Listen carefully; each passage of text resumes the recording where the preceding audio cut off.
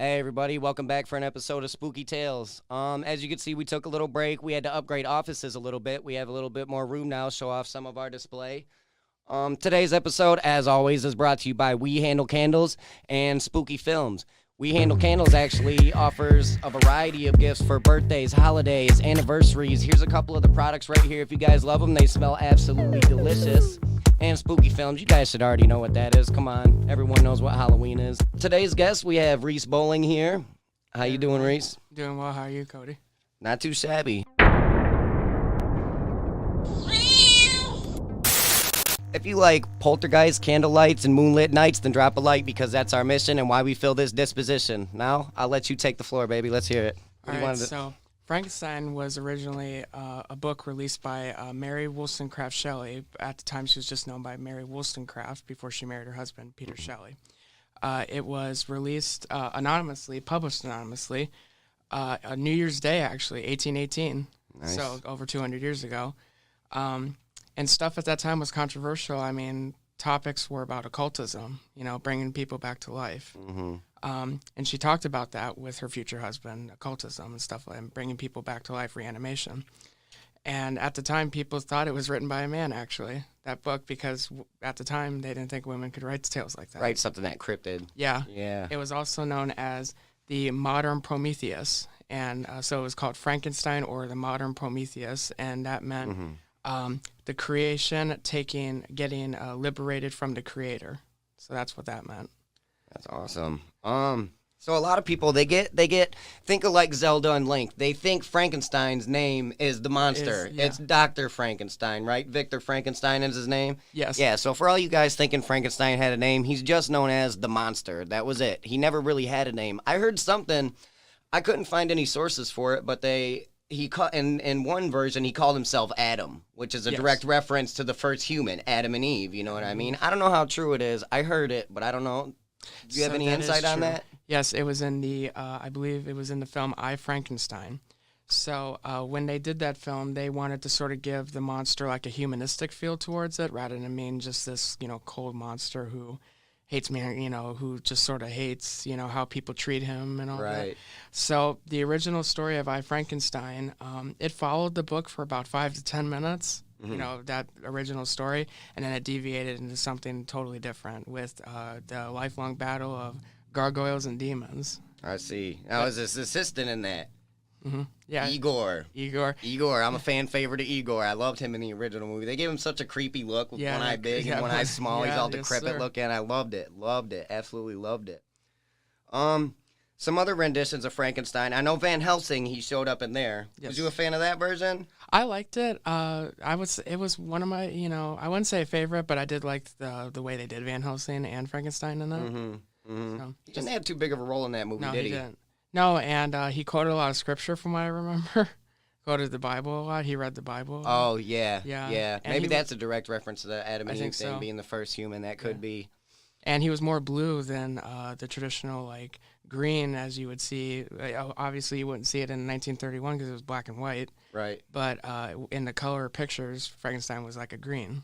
So. Yeah, definitely. Speaking of green, I also read, doing my research, clearly you know more than I do, but doing the research, I found out the Incredible Hulk was actually inspired by Frankenstein and Dr. Jekyll and Hyde. The green color came from Frankenstein, and the Dr. Jekyll and Hyde, Bruce and his alter ego, the Hulk, you know what I mean? Yeah, so I thought that was pretty cool that inspiration, even this far back, is still coming from Frankenstein. Yeah. You know what I mean? He seems like a long-lasting, iconic character. I actually heard Mary Shelley that came to her in a dream, the inspiration. Did you read anything about that? Something about an evil doctor turning dead body parts into live body parts? Yeah, I read about that. And when she was developing it, she was a teenager, of course, when she did it. She was, I believe, 18 years old. Yeah. And she worked with, it was 2 other writers at the time. They wanted to see who could come up with the best horror story. So, oh, really? So that came to her in that dream. I don't remember any competition in that, so she obviously won it. She I'm won, guessing, obviously. She obviously won. And that's funny, the book dropped on New Year's because we know what everybody does around New Year's these days, but I'm sure when, electricity's not even really invented or anything like that. Well, barely invented. But, yeah, reading a book was probably the thing to do on New Year's in those days, So that was probably a good choice to drop it on New Year's. there's a newer incarnation of Frankenstein. It's more modern. Have you heard about that movie? It's called An Angry Black Girl and Her Monster. Yes, I have heard about that movie. See, I watched enough on the movie to where I feel like I've seen the movie, but I haven't seen the movie because I thought the title was funny, so I just looked it up, and it's pretty much her brother dies, and she does the whole Frankenstein thing, breaks into a lab and brings him back to life. I don't know if it's interesting enough to watch the movie because I feel like after you watch the trailer or do some research on the movie, you kind of know what the movie's about. So Frankenstein and his enemies, the only ones I really know of is, besides Van Helsing, I don't know if he gets his hands dirty in that, but the Wolfman. Yeah, the Frankenstein versus Wolfman. That's like his natural enemy as far as I know. It's been so long since I've seen that movie. Do you remember what's the pinnacle of that movie? I don't even remember the winner. So the original, that was Lon Chaney was in that. Lon Chaney Jr. He reprised his role as Larry Talbot, as the Wolfman. And so he was revived by these grave robbers. They removed Wolfsbane from his crypt, and he was brought back to life. Right, got brought out of this curse, and so the townspeople chased him into Frankenstein's castle, and that's how he found Frankenstein. Oh, and then they started working together, but it didn't last too long. And when he changed into the Wolfman, they started to clash.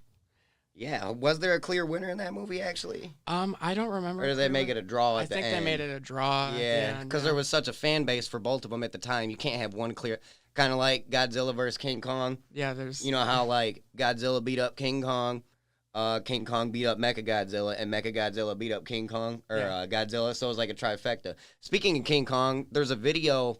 Well, a movie that was supposed to be done, but it actually never got done. It was going to be Frankenstein versus Godzilla. Yeah. They did a couple of shots on it, but, man, I just feel like Frankenstein's a little outclassed in that. They made him bigger and everything like that, but come on, dude. Godzilla, I feel like that's probably a movie that should have never been made. You know what I mean? It sounds a little like you would have to really explain how Frankenstein got to, like, Godzilla's his size. Where are you going to find a human eyeball this big, you know what I mean, to put inside of Frankenstein? Yeah. Frankenstein was pretty big, actually. What was he, 8 feet? Yeah, about that, yeah. 8 feet. How tall was the original actor? So the original actor was over 6 feet, Boris Karloff. I heard the entire costume with the boots, because each boot weighed 13 pounds.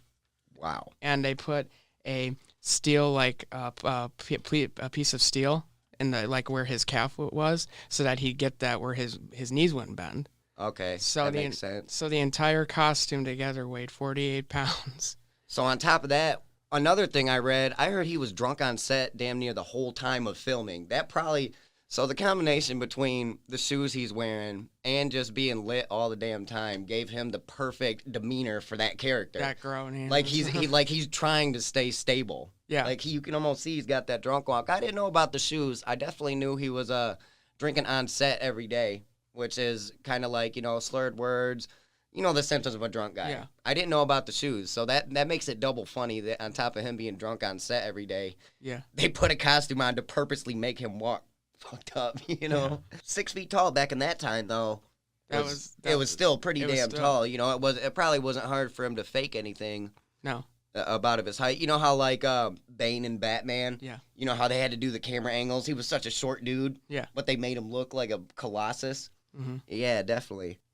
I see you have some comics up here, dude. I've never seen a Frankenstein with so much detail. Now, is this a continuation of comics? It looks more horror style. Yeah, so DC released a series of, I believe it was 6 comics, so this is number 2 of 6, and it was called Frankenstein. Mm-hmm. And he was a fan favorite. So they followed the original story of, obviously that origin story of him putting the pieces together and, bringing him to life. But it went on a little bit of a different twist. Like Frankenstein had got a sword and he got a flintlock. Oh, and so yeah, that's kind of sweet. What's a flintlock? So a flintlock was an old version of. So he's holding it in this picture, and it's an old pistol, and it shot one bullet at a time. So you would have to load it with the gun. So it still takes place. It still takes place during that time. I gotcha. And then it continued. It evolved over time where he got into modern time. Mm-hmm. So like his bride holds twin Uzis, and shoot. Oh, nice. So is it the same Frankenstein in all the comics? Same Frankenstein. His bridal, however, has another set of arms, so she's got 4 arms. Oh, like some Shiva Goro Yeah, stuff. yeah. That's kind of cool. I like how people put different twists on Frankenstein. You know what I Yeah. mean? It ain't got to just be this dude with bolts in his neck that's No. a tall lumbering freak. I like Yeah. how throughout the years people have put different Yeah. designs and different ideas into them. You know, Yeah. the base is always the same.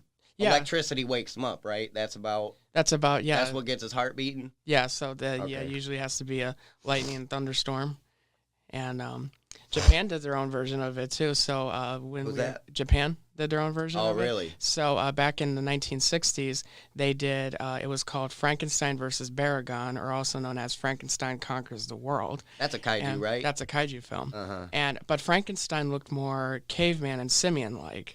He had real rigid teeth, and he was very hairy. He looked more like a caveman. That's funny.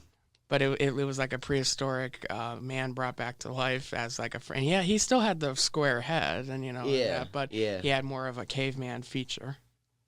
Those little rascals, Japanese, they'll always come with a nice little twist on everything. Well, you got any final thoughts, man? We covered a whole lot on this. Yeah, we did. They actually thought Bela Lugosi, the man who played Dracula in the 1931 film, they originally offered the role to him. Mm-hmm. And he said he was a star in Hungary, and he said where he's originally from, and he said he turned it down. Yeah. And he said, I will not come to your country and be a scarecrow here when I can be a star in mine. That makes sense because in the original Frankenstein, I heard he wasn't even invited to the premiere. Yeah, because he was a no-name. He wasn't. He didn't know. What? He's the star of the movie. Is not allowed to go to his own movie. Yeah, or will get invited to the movie. And Bela Lugosi, he didn't like Boris Karloff. He actually wrote him a letter and said, even though this won't make you popular, at least you'll get a little money off of it. And look, it launched his career. Little did he know. I mean, he's right up there with Dracula. Yeah. Actually, you ever seen the Monster Squad? Yeah. I think Frankenstein kills Dracula I in think that. so, yeah. He like pulls his heart out or something. Yeah. But Frankenstein ushered in the Universal Classic Monsters era. He was that like first film because Frankenstein came before Dracula. That's why they offered Bela Lugosi the role first. Yep.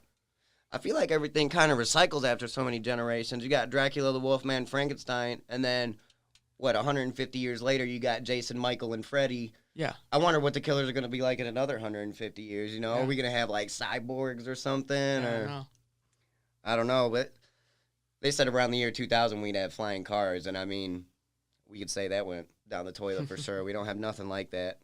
All right, we are going to wrap today's episode up. Until next time, guys, like I said in the beginning, if you like candlelights, moonlit nights, and poltergeists, then drop a light, because that's our mission and why we feel this disposition. Until next time.